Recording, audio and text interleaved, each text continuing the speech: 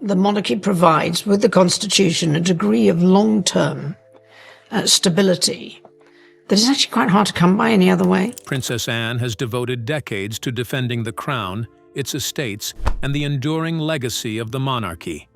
And now, Balmoral Castle, the iconic heart of royal tradition, finds itself at the center of an unexpected storm.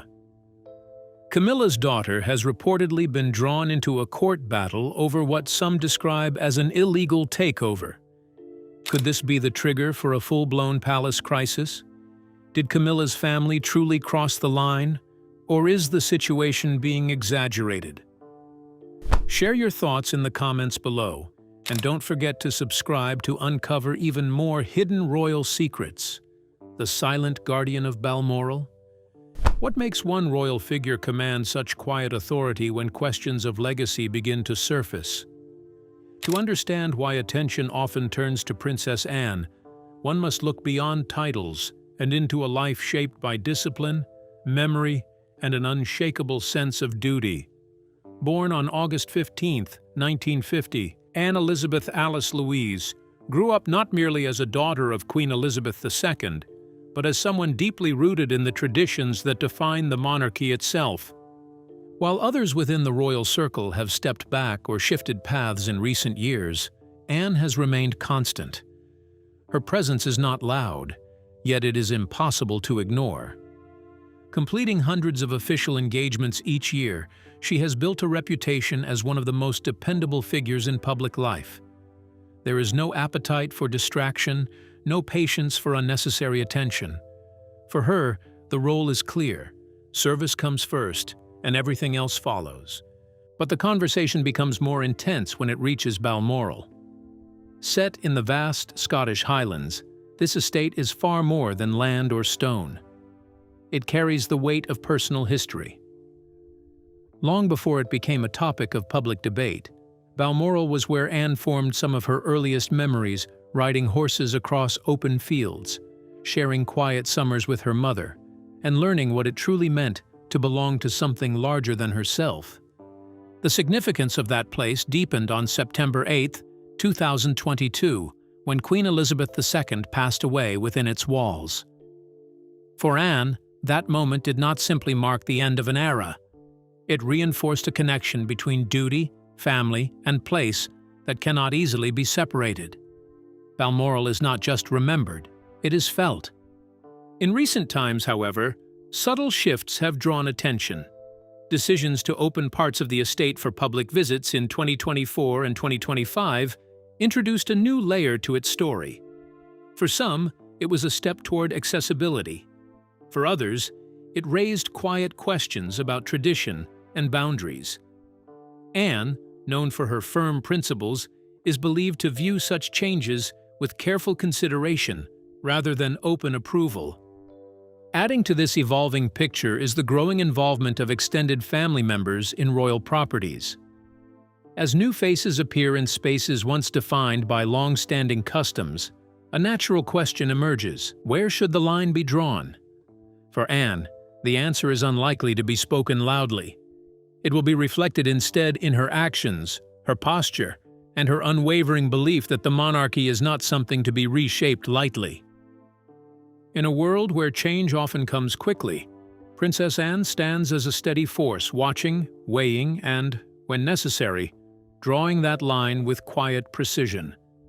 Balmoral Castle is more than a royal retreat. It exists beyond Parliament's reach, governed by its own rules and centuries of tradition. But what makes this private estate so pivotal, and how could its unique history hold the key to a drama the royal family never expected? Laura's bombshell revelation. Recently, Laura Lopes broke her silence about Queen Camilla. If you need to become more familiar with that name, she is Queen Camilla's daughter from her previous marriage. In a shocking revelation, Laura explained how her mother's role as queen has affected their family and her personal and professional life.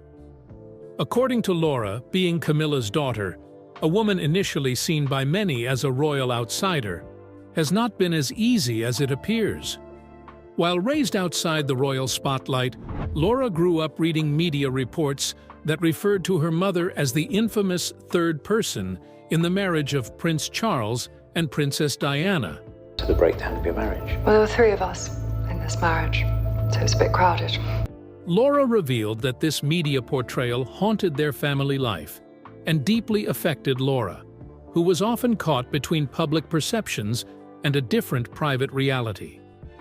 During one of her interviews, Laura also admitted that her childhood was rocky. While she was shielded from the press as much as possible, the whispers and headlines about her mother's affair with Charles often spilt over into her daily life. If you think that was all Laura had to cope with as a child, you are in for a big shock. Keep watching. Friends, teachers, and even strangers made assumptions about her, not because of anything she did, but because of her mother's public image. Laura revealed that this unwanted attention shaped her view of relationships and trust, forcing her to mature quickly.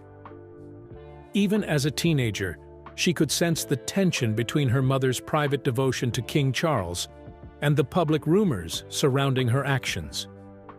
In 1995, Anne's father, Andrew Parker, and Queen Camilla divorced after a long and dirty fight over Camilla's affair with King Charles. Amidst the spreading news about Queen Camilla's infidelity, Laura did not abandon her mom. According to her, she stood close to her mom and encouraged her while facing relentless assault from British media. Standing alone by her mom wasn't easy either. Sometimes she felt uncomfortable because the rumored affairs always brought her to the spotlight no matter how hard she tried to avoid the public. Camilla and Charles's unconventional love story might seem like a strength to some. However, their unusual beginning could also be regarded as a weakness.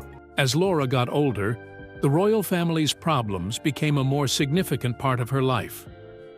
Her mother's eventual marriage to Prince Charles in 2005 made her part of a royal drama she never chose.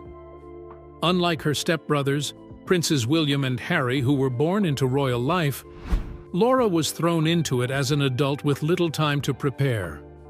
Royal insiders believe she didn't seem comfortable with her new royalties after the marriage in 2005. She often felt awkward at public events, especially those involving her mom standing alongside King Charles and her stepbrothers. While Harry and William were used to royal protocols, Laura struggled to balance her private life with the flashy world of royal duties. Tension grew as Camilla took on bigger roles in the royal family before becoming queen. Laura also revealed another interesting revelation: her mother's transformation.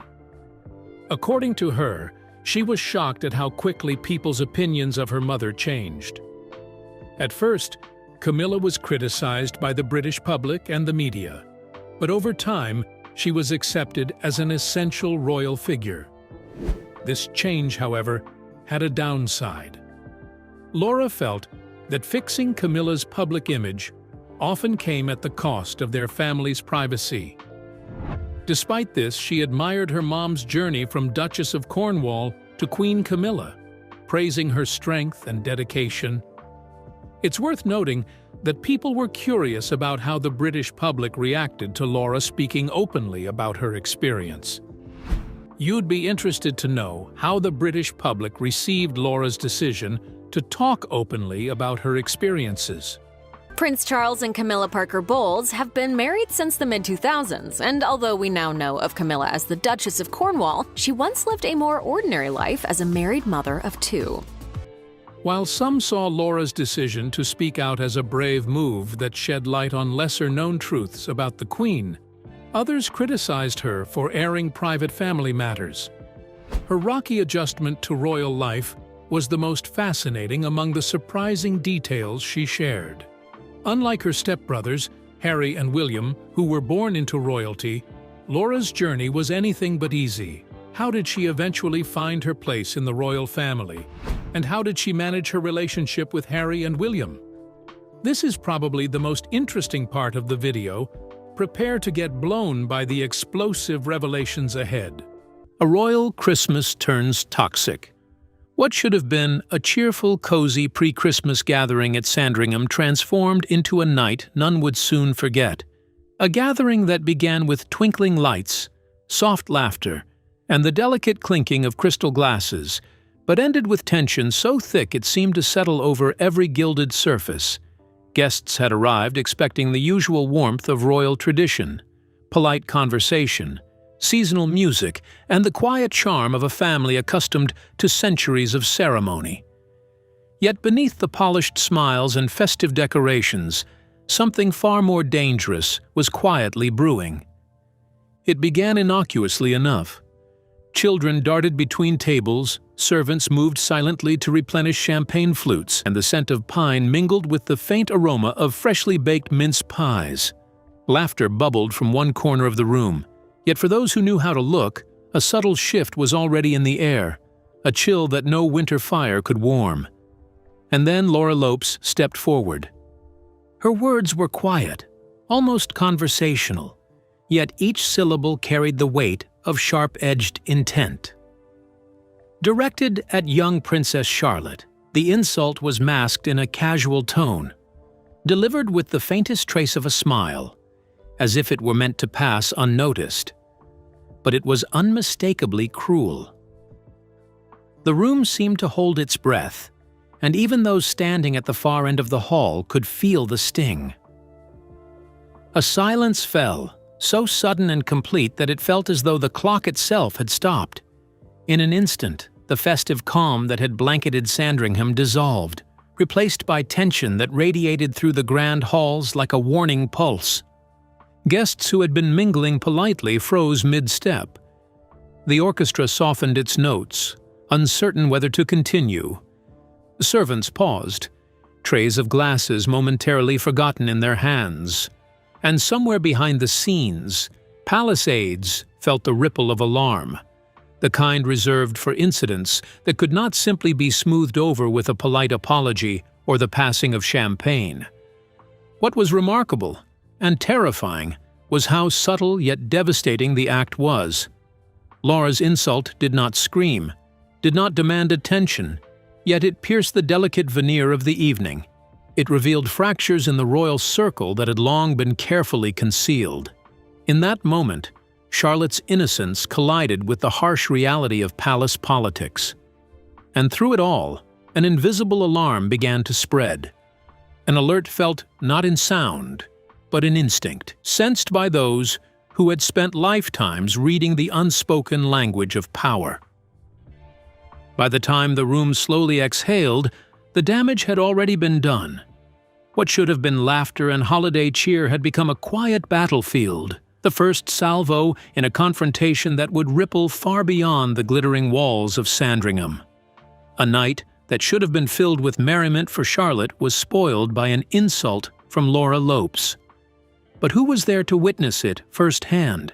And would she react, or merely observe? Now, let's delve into how an insult became a declaration of war.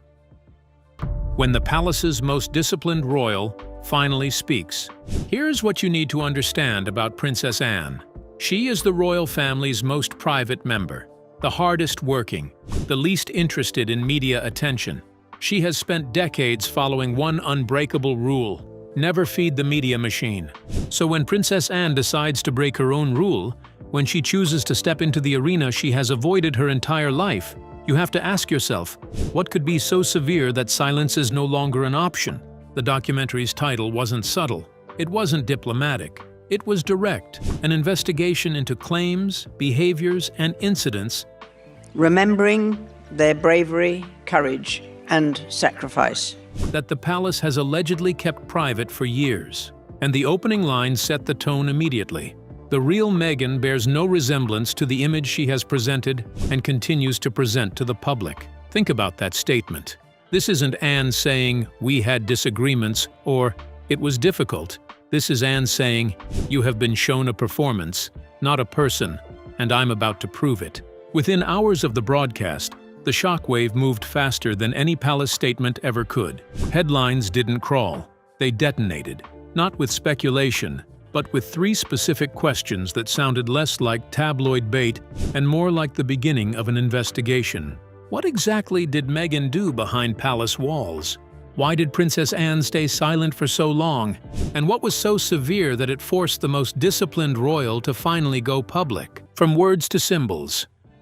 As the initial shock of the insult toward Princess Charlotte began to settle, a darker, far more alarming rumor began to snake its way through Sandringham's gilded halls.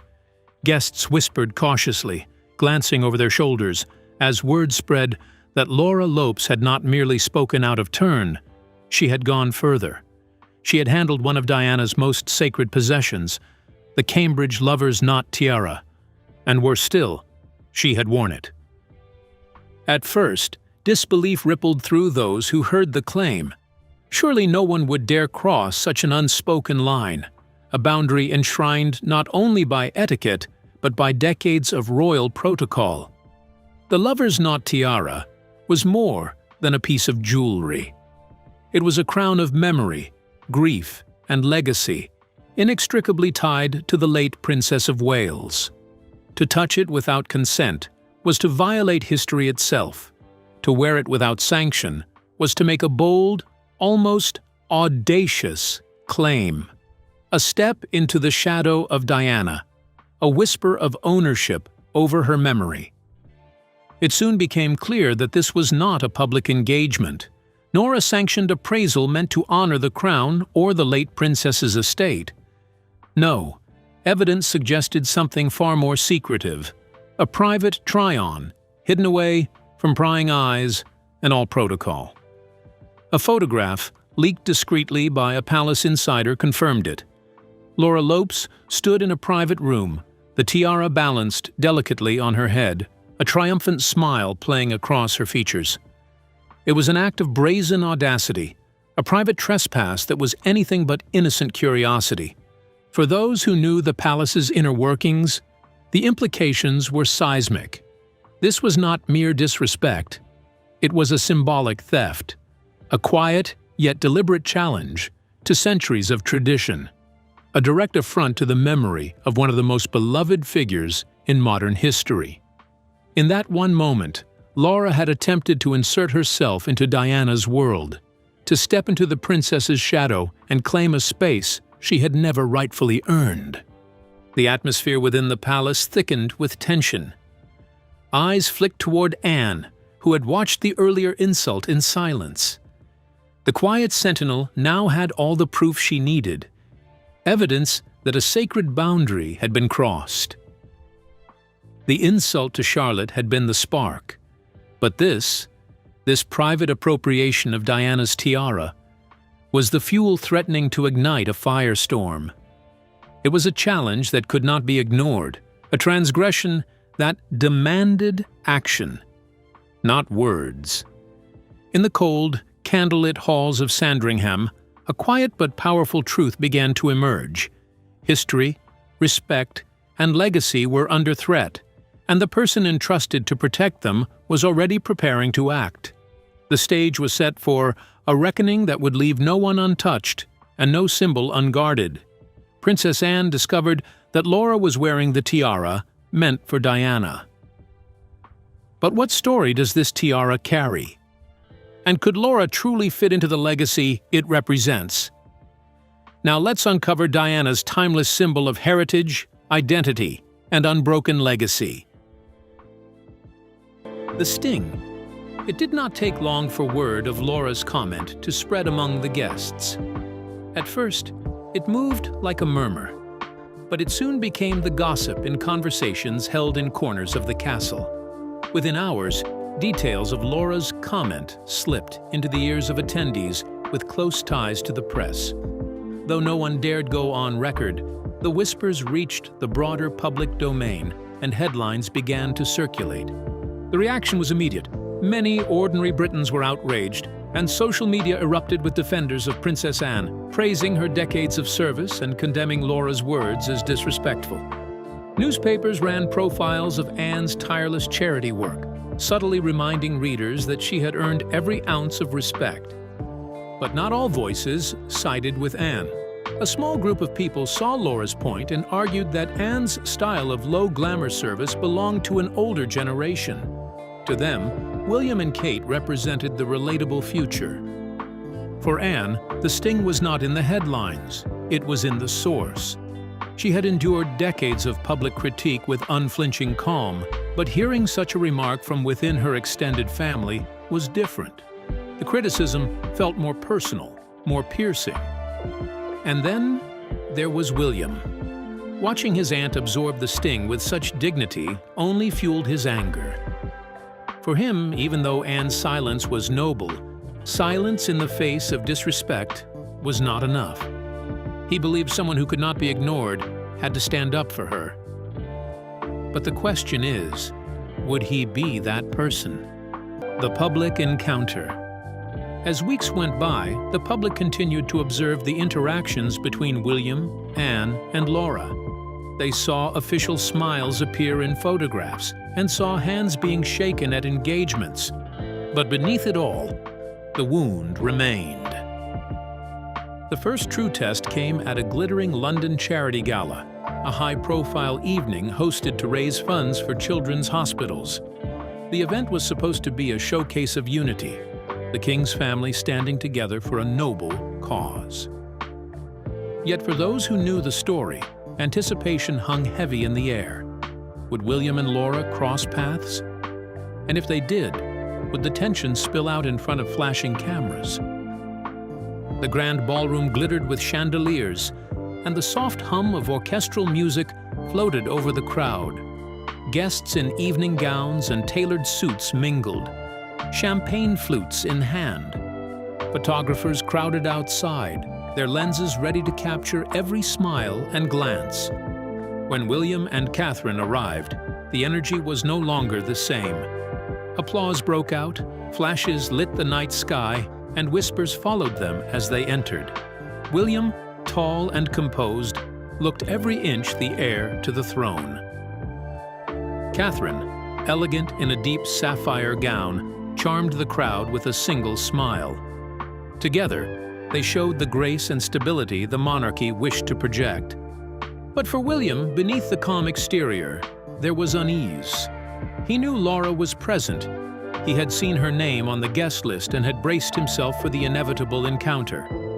Catherine, attuned to his moods, touched his arm lightly, as if to anchor him. Across the room, Laura stood beside her mother.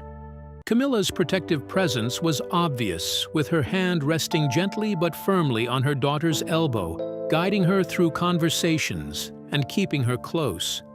Laura herself looked uneasy. Though she smiled politely, there was a stiffness in her posture, a wariness in her eyes. She knew all too well that the night might bring her face to face with William. And it did. The moment arrived in the middle of the evening, near the edge of the ballroom. William and Catherine, making their way through a circle of patrons, found themselves face to face with Camilla and Laura. For a heartbeat, time seemed to hold. William inclined his head in the barest of nods. His expression was polite but cold. There was no warmth, no trace of the easy courtesy he usually offered. His gaze flicked briefly to Laura, steady and unyielding. Laura, clearly unsettled, attempted a small smile that faltered under his unwavering gaze, shifting nervously between her glass and his eyes as if hoping the moment would pass quickly.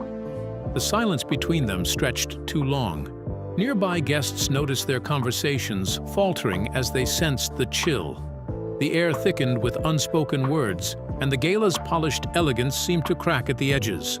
Camilla, ever quick to protect, moved with decisiveness. She slipped her arm through Laura's and steered her gently away, murmuring something under her breath. To the casual observer, it looked like nothing more than a mother guiding her daughter across the room. But to those who saw the stiffness in William's posture and the swiftness of Camilla's intervention, the truth was plain. Anne, elsewhere in the room, carried on with her usual composure. She spoke passionately with donors about the importance of the evening's cause, her steady presence reminding all of her tireless commitment. Yet even she could not entirely mask the burden she carried. Those closest to her noticed the flicker of weariness in her eyes, the subtle heaviness in her shoulders. She was the one at the center of the storm, yet she bore it in silence, as she always had.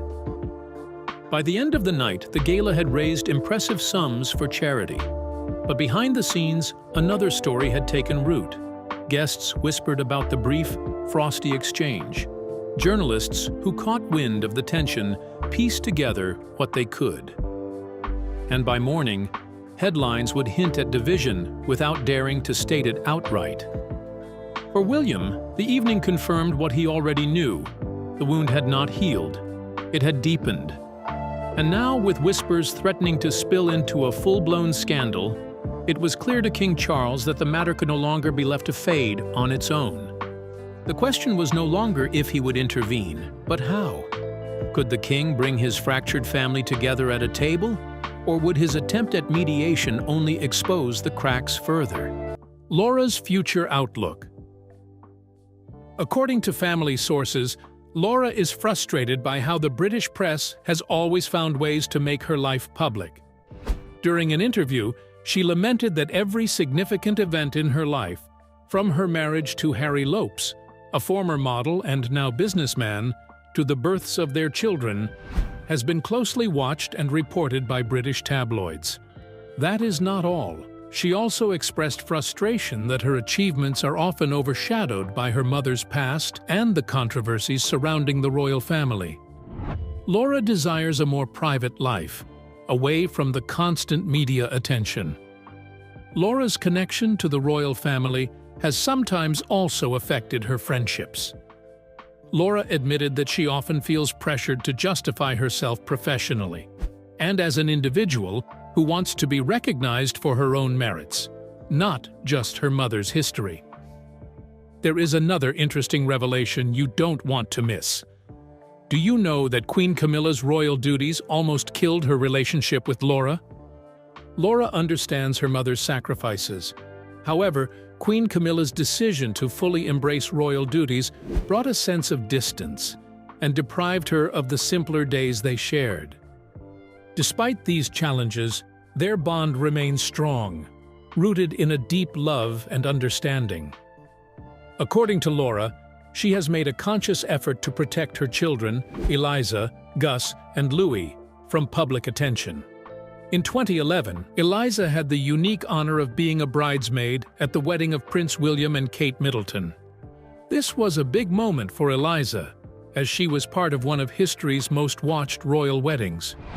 During the event, she was seen being picked up by her step-grandfather, then Prince Charles, and taken to the Buckingham Palace balcony.